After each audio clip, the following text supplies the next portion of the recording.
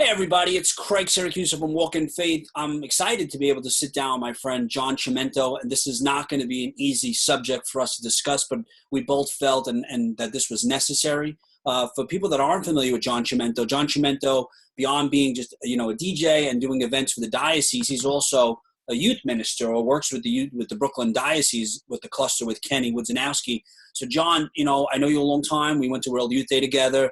I want to thank you for really just sitting down with me, and like I said, I'm sorry. I really am. And, can you walk us through what took place over the past month? So we had so basically I lived with my parents and, they've been watching the news, and we were, obviously we're getting scared, because they're saying, coronavirus is going to go higher and it's going to peak at some point. And it was honestly, I didn't want to watch the news this whole time. I would get little bits and pieces here and there, but my parents are watching the news. Everyone's still doing the normal thing, going to work. And then eventually I was at my home with my parents, and I noticed that they started getting sick. Now, they didn't think anything of it. They get the flu every year. They get even with the flu shot, they get the flu every year. And they start getting flu-like symptoms. My mom got it first, and then a couple of days later, my dad started having the same symptoms. And then basically, at where the flu is like a 4 or 5 day thing, we typically know. And then, but within that, you're getting worse, you peak, and then you come back down. And by day 5, you're usually better. Mm-hmm. What was happening with my parents was that at day 4, they just stayed the same for an entire 2 weeks straight. And I was there with them, and then they got tested for the flu, and it wasn't the flu. And from that point, we knew that I assumed that they had coronavirus.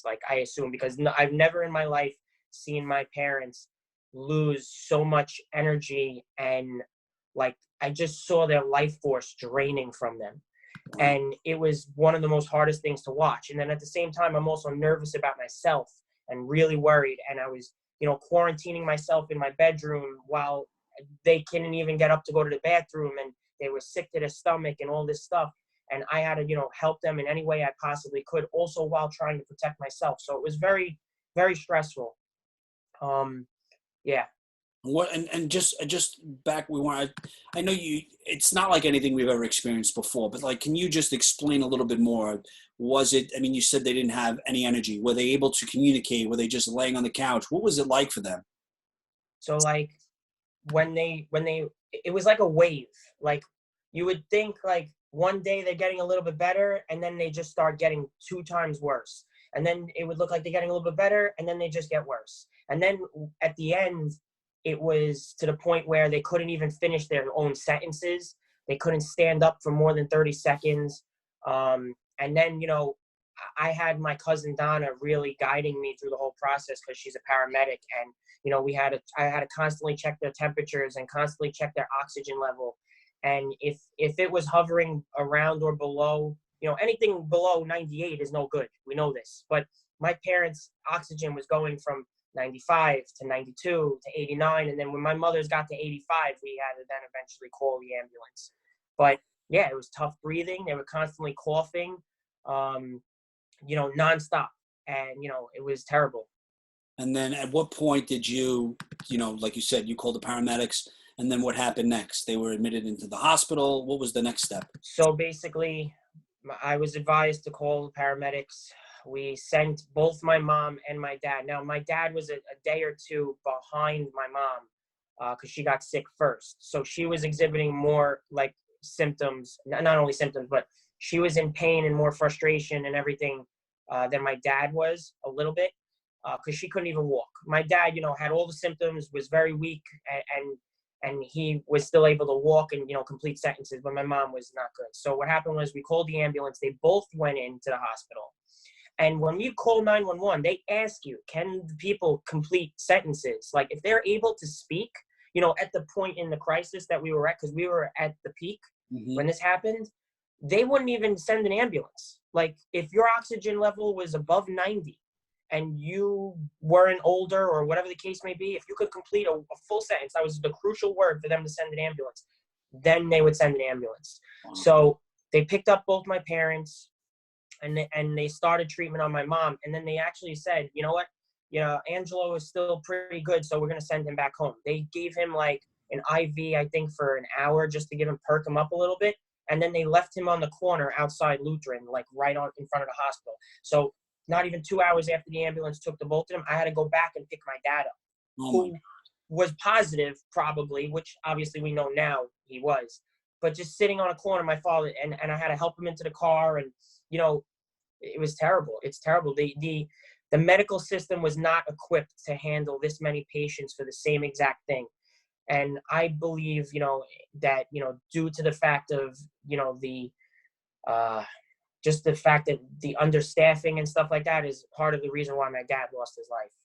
So now your dad went home, your mom stayed in the hospital, and Right. then how long did he ever go back to the hospital? So, right, yeah. So not even a day later, his oxygen was dropping rapidly. And I was taught to do this thing where you're supposed to count the amount of respirations per minute. A normal person is like anywhere from 12 respirations per minute, I believe. And the thing is, in the hospital, if you go above 30 respirations per minute, you're supposed to be getting oxygen to assist you. Whether it's, I don't think it's a ventilator, but I think you need to have oxygen at 30 or more.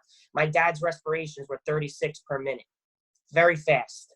And when I saw that, I said, Dad, I'm sorry, but you have to go to the hospital. You have to, and his oxygen was 84, 85, just like my mom. And this was not even the next day. And they finally came and they took him. And that was the last time he came home. So he was in the hospital for how many days before he passed? So my mom went in 2 days before. She was there for about, I would say, a week and a couple of days. And then she was released. And then 2 or 3 days after that, my dad passed away. So he was in the hospital for almost, I would think, a week. I think it was a week, but remember, he went in about 2 days after my mom, day or two. Were you able to speak to him when he was in the hospital? Were you able to have any? The crazy thing about this is that, afterwards, my mom told us what he was saying to her, because they were able to be in the same room together, which was good. That was nice. But, my poor father, throughout the whole thing, he couldn't get any sleep, just couldn't get any sleep for the life of him. And I didn't want to bother him because I knew he wanted to just sleep. And, he would call me. So after he went to the hospital, he called me at 6:45 in the morning, one morning, and he was like, he couldn't even speak. He was like moaning. And then the one sentence that he did say is like, "How is your mother? How is your mother?" And I was like, "Ma, she's dead. She's doing okay. She's doing okay." And after that, he moaned, and then he put the phone down, and then I hung up. And that was the last I ever spoke to my dad. And then the very next day, he passed away. So when he passed, was he alone in the room? Were you Yeah. able to FaceTime him? Were you able to Nope. say anything to him before he passed? The weird thing is that, like I said, I didn't want to bother him because his phone was ringing and ringing and ringing because the news was spreading that he was so sick and everyone was trying to get in touch with him. So I didn't want to bother him because he couldn't even pick up his phone and even speak, right? So basically, my brother and sister got in touch with him. He spoke with my mom. He actually, the day he died, said, "I'm feeling a little bit better today. I want to come home." Like, he was able to speak normally. And I didn't know about this. And then I just got the phone call at night that he went into cardiac arrest and then he was gone. God. But the story was that 1 minute they watched him, and then they walked away. And then another minute later they came back. He was blue in the face. So when you're in ICU, and, when you're in ICU, from my experience, from other past family members, there's always a nurse at that nursing station constantly watching your vitals. If you're not breathing for even a minute, that's totally unwarranted. They should have known the second it happened. So, things get changed in translation with, what really went down, what happened. Plus, if nobody's there to, verify anything other than doctors and the nurses who work there, they could be saying whatever they want. Yeah. Which is not, not good. Oh my God. And then, I know your brother, obviously, and then your brother posted, I spoke to your brother, and then was it 2 days later, 3 days later, then now your grandfather passed? For April 14th. April 14th was my dad, and April 20th was my grandfather. Your grandfather. And I mean, and then when we spoke just today and yesterday, and then you lost another three. So you So my five. grandfather lives in Diker with his family, and his two cousins, Julie and Johnny, that lived upstairs from him. They both passed away within a few days of each other. So we lost, in total in my whole family, we lost 5 people in the past month and a half. 5 people. It's a really troubling time, and even and 3 of those were from coronavirus. So my cousins Julie and Johnny, and my father was from coronavirus. My grandfather had pre-existing conditions. He had bladder cancer. But see, even if you didn't die from this virus, you have the family, the people around them, and the deceased that would have died from ailments or any other situation anyway. They're still being affected, and they can't even have a proper memorial. And it's just such a weird time, because you want to do as much as you can to console and hold each other and hug each other and help each other. And the thing was, when my grandfather, me, my mom, and my dad were the primary caretakers for my grandfather, and we knew he had about 6 months. I stayed here every single night since we got the diagnosis in October that, he needs to have 24/7 round-the-clock care because he's starting to get dementia, and we got to watch him, make sure he doesn't trip and stuff like that. I can't tell you how many times I saved him from tripping and setting a house on fire, God forbid, anything like that. And because I saw that this virus was in action within my own home, me, my mom, and my dad, we couldn't even help my grandfather. So now my 90-year-old grandfather, who has a couple of months left in his life, all these complications, no one was able to take care of him. And I couldn't go near him because I could have risked, God forbid, who knows if I was a positive at the time, to transmit it to him. So I saw my grandfather I saw him, I think, 3 weeks before I saw him 3 weeks before he passed. And the last I saw him was for 3 seconds to drop off paper towels. I couldn't even say goodbye or anything like that. I just was getting phone calls from my uncle, who stepped up and started taking care of my grandfather until, but no one stayed overnight. And he just rapidly declined from the moment that I stopped staying with him every night to check his oxygen and everything. So once I wasn't able to be there, he just rapidly declined, and then it was like overnight. It was terrible. And then my uncle Joey, who did step in, he wound up getting coronavirus. Did he make it, or he passed? Yeah, so he had a pretty rough 3-4 days, and he rebounded pretty well. But my uncle Joey didn't smoke. He doesn't have any pre-existing conditions. He's about 5-6 years younger, I believe, than my mom. So he's in his late 50s. So yeah, he's okay. So Howie, I know you a long time. I know you have a strong faith. I know we went to World Youth Day together. I mean, right. We spent a lot of time together. How are you handling all this? I know right now I don't, I see, you're being strong and all that, but I mean, like you said, you don't really have any closure. You weren't able to speak to your father. You weren't able to be there for your grandfather. How are you handling all this? So I've always been this type of person who focuses on execution first, and then deal with whatever problems or emotion or effects that may come of the situation afterwards. And honestly, like you said, I've always practiced my faith in whatever way possible. I pray every single night to Mary. I do my 3 Hail Marys. I thank God the moment I take my first breath when I wake up. I'm very thankful for every single day that I get. But now, being that I was scared for my life, when I was in my bedroom, when my parents were both sick, contaminating the whole apartment, and it was like a ticking time bomb in your head. You're thinking, when is it going to happen to me? When is it going to happen to me? And every little feeling that you might have, if you're a little bit dizzy, or you had too much sugar in a drink, or you feel you just feel like, oh my God, am I sick? Am I sick? Is this it? And you're just constantly paranoid. I was honestly scared for my life to the point that I wrote a will. I was having anxiety attacks. And when that started happening to me, I was having 1 anxiety attack a day when it got towards the end of the night, because, you're going to go to sleep, you're alone. And then the thing was, I had this process where I was bleaching everything and trying to Clorox everything just to even use the bathroom, because I didn't want to risk contaminating myself from my parents. Yeah. So within all of this, with Do you have me? Yeah, Yeah. yeah. Within all of this, I was, paranoid, scared. I thought I was like, oh my God, this could be it. I could die. So I was trying to prepare myself for the absolute worst scenario of me getting sick, because who's going to take care of me?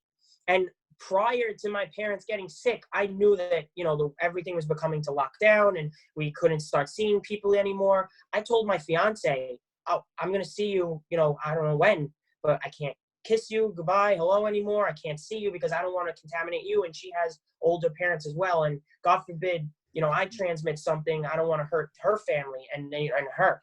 So I didn't see my fiance for almost a month throughout this whole thing. And then, I was texting her on Facebook my will of like what I want to go where and all these things and how to deal with my clients if I'm gone and who's got to handle it. Was unbelievable. And now, I'm okay. I got tested after they both went to the hospital. I came back negative, which blew my mind. I didn't do an antibody test. I don't know if that means that I might have had it a little bit and then it just magically went away or something like that. So basically, after all of this, I've really understood what it means to take everything day by day, because I was this type of person that planned every single little thing. I planned for the worst, but I hoped for the best. And I was this type of person that I believed that I could have as much control in any outcome as possible. I'm trying not to call myself a control freak, but that's basically what it was. And now that I've seen my entire industry of people I work with within the entertainment industry, with DJing and all these things like weddings that are getting postponed and how it's also monetarily affecting myself and everything, there's literally nothing we can do about it. The whole world is affected by this. So when people say, I'm sorry for your loss, I'm saying, don't feel sorry for me. Feel sorry for the world, because this is something that is unheard of. And it's just like, we have to, if we don't come together after this and show more compassion for each other, like it's going to be really sad. So basically, I've been praying a lot more.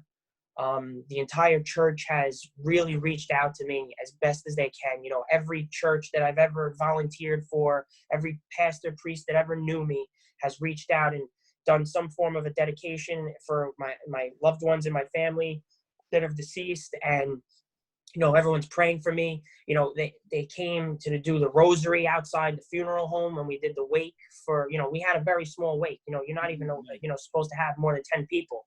And we were lucky to even get that, because my family owns the funeral home. So we're very, very lucky to even have that. And, still just to see the outpouring of love from everybody is unbelievable. And it's so nice to see everybody reach out. And it definitely has, not that I ever lost faith in humanity or anything like that. It's just that it did help me get better. It did restore me. If anything, I was a little mad. I was scared and mad. I wasn't upset or sad, because I always had that faith that God knows what's going to happen and he has the proper path for us. And, it's out of our hands. So truly at this very moment and moving on forward, I am going to be much less of a control freak, and I'm just going to appreciate every single little thing from now on, appreciate every day, because no matter how much you plan, you don't know when it's going to be your last. I mean, your testimony, your story right now is inspiring. Isn't even the word. If I had a different vocabulary word, I would use it, because I mean, if you sat there right now and you said, you're mad at God, that you don't know how you're going to move forward, you could say anything and every single person would agree with you. But the fact is that we all talk about having faith during a storm, but none of us, or most of us, don't go through a storm. I'm in a house right now. I'm not worried about really anything. This isn't a storm. You are going through a storm. And the fact that the first thing you said was that your faith has been, not even restored, but your faith is, your faith is actually right. more intense than it was before. And that the only thing you're doing is thanking God. You lost 5 family members. I mean, this is a catastrophe to most people, but you're sitting there and your testimony is I don't even know what to say. I love it. It's amazing, John. I mean, I know you a long time, and this was not what I expected. I really did not expect to hear this. And it's I don't know what to say, John. It really is The just. the only thing I hope that we can do out of this, the message that I want to get to people is that why does tragedy have to happen to enact true change? That's a big problem, because why do we have to hit rock bottom to know that, oh, everything up from here is going to be better? Now that is, everybody's going to hit rock bottom one day, and then you're going to have to look up from that point, because there's nowhere else to go but up. But the thing is like, why does the bad things have to happen in order for good things to come afterwards? It should just be that we all have more compassion, more patience, be more kind. We spend so much time day to day with the drama of life, of who did this, who did that, who got this, who got that. I was a very materialistic person, where like I had to have the latest gadgets. I had to have the best thing, the best this. We can't take any of this stuff with us. And I know this. I just want to utilize the things that I have as tools in life. Like, the problem is people, chase after money, and they chase after fame, and they chase after all these vices because they want to be like other people. But there's no reason to do that. You got to learn to use those things in a proper manner for why they exist, to benefit, yourself and also the people around you. Not just everything. Everyone's selfish. Yes. So it's in this moment when there's nothing we could do to save ourselves other than pray and hope for the best. We realize how small of the amount of control that we have on things. So why feel hopeless? Why feel like you're all alone? We just have to really come together moving forward, hopefully, because, just like how it's a shame that I even have to say this, but New York City was strong and is strong till this day because of what happened on 9/11. And this is getting compared to 9/11 like crazy. Everybody says it. But the thing is, 9/11 was a tragedy for that amount of people that unfortunately passed away, and then the families and everyone else affected by it. And then we have this terrible memory on our minds. But in this situation, the entire world is affected. People in your family don't have to die for you to open up your mind and realize that this is a serious issue, and that, the whole world was affected in some way, whether it was financially, family members passing away, mentally, all the people. I heard about domestic abuse rising because everybody's locked indoors. Okay. I didn't even think about that. It's really shame. It's really sad. But John, see, what you have is a strong foundation of faith. So I agree with everything you're saying. People, for materialistic reasons, it's to fulfill an insecurity, to fulfill a void. Not everybody has a strong foundation, but society tells us something else. Society tells us to chase money, to buy, we'll be happy and we'll be filled with joy if we buy the latest gadgets, only to be disappointed and to constantly chase. If we have a strong foundation of faith like you do, obviously you do, then you don't need all of those gadgets. But it really takes a lot of soul searching to admit to yourself, am I buying this gadget to fulfill an insecurity? Do I really need the electric motorcycle or whatever else? The 16 iPhones and the latest generators, but not everybody's willing to look that deep into themselves. And you obviously are. I mean, the fact that you're sitting here saying this is like a new John Chimento. Now, what happens when life gets back to normal? Your DJ jobs get back, and I mean, is this transition? Is this something that has changed you moving forward, or is this, what's going to happen? I mean, because it's easy you can go back to old habits. Yeah. So like, luckily for me, before this whole thing happened, I did have a big epiphany about how, like, I got a new career job on top of my DJing, and life over the past 6 months for me has been looking up very well, to the point that this was going to be my breakout year in the industry, and all the people from the church have shown their support for everything I've done, and everything was looking to be really, really great. What has helped me get through this crisis is that it's not only me.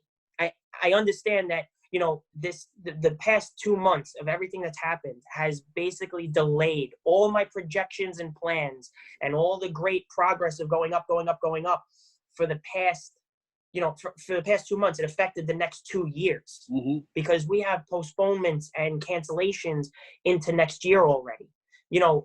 Try getting a wedding date in 2021, and God forbid this doesn't come back. Like, I hope it doesn't, because I don't know how the world would be able to handle this again. So it is this right now that basically, listen, it's still not as safe as it should be outside. You see people going into parks that aren't wearing masks. The country is basically, I think, opening up, because if the economy doesn't open up, they say that the cure is worse than the disease, right? So I don't believe that, but I still think we should take more time. But the thing is like, that's what's getting me through every single day. I'm taking every day one step at a time. I, I always had plans, but instead now I'm going to have more goals. And the thing is, if I don't meet those goals, or if my plans get changed because of outside forces, I'm not going to get angry. That's what I would do, because nobody likes when something bad happens to them. The first reaction is anger, and it's upset. And the beautiful test to me was, I'll tell you what, you say, you get all these fancy things, and then you just find out, like, was it even worth it? Listen, I've gotten the newest, the bestest cars, hundreds of thousands of dollars. I got the electric motorcycle. I got all these fancy things. It's cool. Is it necessary? Absolutely not. And I learned the hard way. Thankfully, I'm not bankrupt. Thank God. But, it puts life into perspective of what needs to be a priority. And my priorities going forward is taking everything day by day and having a better reaction time and more patience to what does come my way. And I'll give you a quick example, and we could talk a little bit more about anything you want to say. But quick example is we picked up food from Ponte Vecchio and Bay Ridge, and I had the food in the car. I told my fiance, I was like, hey, can you bring the food in from in the car inside? And she's like, yeah, I'll get it. Long story short, she forgot the food in the car overnight. I opened the car door. The whole car stinks like fish. And on top of that, it leaked through the paper bag and onto my leather seats in my car. And soy sauce was in the back seat of my car all over the place. And the old John would have been flipping out of his mind. And the first reaction was I laughed. And when I laughed, I caught myself and I just looked at myself and I was like, oh my gosh, I'm a different person, like already, because, that's what we got to do. We just got to laugh. And the more laughing that we do, it's a way better reaction than anger, because anger brings you down this spiral of uncontrollability, and you just become a disaster. So honestly, yeah, that's taking everything day by day. And that's how we get better. I don't even recognize you right now, but you're right. Thanks. It really is perspective. And, the thing about recognizing that materialistic items, electric bike, and all these crap that you would post on Facebook that you would buy, not everyone realizes or comes to a realization that it's not necessary. Unfortunately, some people go through life just wasting money, and you at 26, right. How old are you? You're young. 27, yeah. 27. I mean, to realize that, it's really, I'm so impressed by you. So, I mean, John, this has been, I know, a tough time for you. So now, was not to just go back to losing your family, but is there anything that, obviously you have some sort of regret, or do you have regret? Is there anything you wish you could have said to your grandfather, your father? I mean, is there anything that, that you still wish that you could do? I mean. So a reason why I loved the church so much was because when I was much younger, I felt alone. I mean, I'm going to be honest, I would not have gotten through this. I mean, obviously my faith, but my fiance has literally saved me this entire time, because when you have those anxiety attacks and you think it's going to be you and you don't know when it's going to happen, you can't control your breathing, you start sweating, you think every little thing is the virus and stuff like that. She really helped me. And, when I called on her, she was completely selfless, and she came running even when we didn't even know if I had the virus or not. And I didn't want to do that, but she volunteered herself to just sacrifice, whatever could have happened to her. Thank God nothing happened, and we've been okay since. But she has been with me every single day, helping in whatever capacity or that she could to assist me and make me feel better. And that has been instrumental in helping us move forward. But now, whether it's a fiance, a friend, or a cousin, people need to know that they should reach. If no one's reaching out to them, it's okay to reach out to others. That I have seen a lot of compassion from people that I haven't even spoken to in years, and they have consistently spend time with me to make me feel better and stuff like that. So that's definitely good to know, to have moving forward. As far as any regrets or anything like that, I don't have any regret. I'll tell you what, like I said, the person I was before was, you have all these plans, you have these ideas in your head of what's going to happen. I spent the past 2-3 years documenting and videotaping my grandfather's life, in every aspect that I could, for just getting his words and, things that he would teach us, or any funny things he would do. My grandfather, because he's 90, he's older, it could happen at any time. All of our expectations were completely crushed because of what happened. And here's the sad thing, I chose to invest more time in my grandfather because I essentially knew that he had less time. Mm-hmm. But with my father, I did not do that, because my father, he's much younger. He was 24 years younger than my grandfather. So you would think he has that much more time. Yeah. And now when I went through my camera roll to get pictures together, I could count on how many hands, intimate moments with my father. Whereas with my grandfather, I had dozens upon dozens upon dozens of recordings and videos and pictures and all these things. So I think people need to change their perspective of reality, and that anything is possible on earth and with God, and that there are no guarantees on earth. There's a guarantee with God. You keep your faith, you be a good person, you follow the commandments, you go to heaven, it's there for you. But like on earth, we just got to take it day by day, plan for the best, hope for the best. That's basically where it is. I mean, I wish I could say some things to them that, I was this type of person that was very lonely when I was younger, and the church filled that void in me with the friendship and the connections that I built. And that's why I invested so heavily back towards and giving back to the church and volunteering as much time as I could. But like with my dad, you want someone to see your progress throughout life, to say, they're proud of you or congratulations. And I never would have thought there was a day in my life that now my father's not going to be at my wedding. Wow. And I was hoping for my grandfather, but obviously that's okay. He was there. They were there for my engagement. So what the way I look at it is maybe my father knew that the path was going right and that I was going to be okay, and that's all he needed to know for it to be okay. My father was a very selfless person, and he did everything for everybody. And the outreach of people telling me stories, things I never heard, was good enough for me to feel better about that.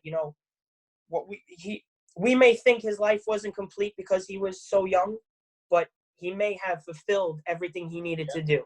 And that's up to God to decide, and not with us. So that's what's making me feel okay. We definitely get upset, we definitely get sad, but that's human emotion. Yeah. I mean, you're so right. I mean, just from speaking with you, one thing that people need to understand, like you said, your father was 24 years younger, is that, we should not put anything off. If you want to call your father, if you want to forgive someone, if you want to build a relationship, you cannot wait until tomorrow. Absolutely. Ends, because same thing with my dad. I've been calling my dad and my mom every night. Let me tell you, it's the same story my father says, the same story my mother says. But every night I have to call them, because they are at that age bracket where they're going out every day because they believe that nothing's going to happen to them, no matter how many stories I tell them, because just like that, it could be taken away and I will never see them again. I might walk them to the hospital, but I will never have that closure, because there is no guarantee, because they are 78, that they're going to live to 90. I mean, John, your work I was concerned about maybe inspiring one person, but your testimony and your strength and faith is remarkable. I mean, you don't see this. I'm 40 years old, and your strength and your faith during the storm is something you don't even see in 50, 60-year-olds. You have wisdom that you need to continue to share, because this interview is really, I think you will touch so many people through your testimony. Because people would expect for you to just crumble and say, why me? This isn't right. I volunteer at the church. Why would God do this to me? Instead, you are selfless. And your father will definitely be looking down on you proud, because I know I am, and I know everybody that's watching this will be proud of you. Thank you. That really means a lot to me. Thank you. John, I am here for you. We are all here for you. We will continue to pray for you. And when we have an event, we will hire you as a DJ this time. We will not hire even Ritas. It's okay. He's gonna love that. But Yes, John, I win. I win. you have all the church contracts now, John. But John, honestly, say hello to everybody. I will continue. I will. Oh, It's funny. Steven told me to tell you. He said hi. Oh, well, thank you. I was just on the phone with him. Well, say hello to everybody. Say hello to your brother. I will pray for you, and I'll look at the next gadget you buy on Facebook. Okay. Guys, John is truly inspiring. I was actually lost for words, and I'm usually never lost for words, but I hope you enjoyed tonight's episode of Walk in Faith with John Chimento. He is a true inspiration to our faith, and just like John, we have the ability to inspire and evangelize through the words and actions. God bless you, John. Thank you. You too, Craig.